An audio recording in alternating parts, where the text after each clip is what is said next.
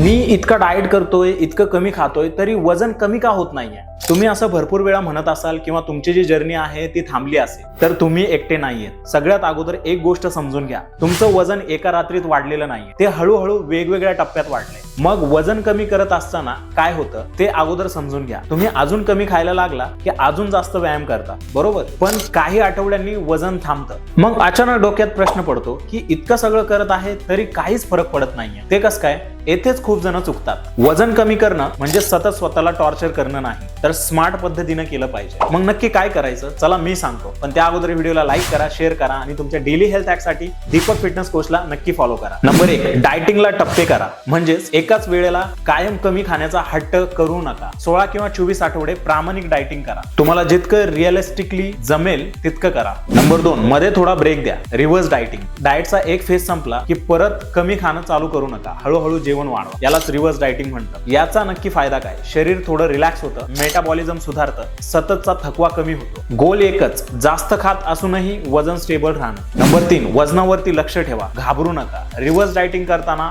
वजन थोडंसं वाढेल, ते नॉर्मल आहे. पण एक गोष्ट लक्षात ठेवा की एकूण वजनाच्या 5% पेक्षा जास्त वजन वाढू देऊ नका. नंबर 4, मग पुन्हा एक फ्रेश स्टार्ट करा. आता तुम्ही अशा स्थितीमध्ये असता की वजन आधीपेक्षा कमी असतं, खाणं नीट असल्यामुळे व्यायाम वाढवायला अजून स्कोप मिळतो.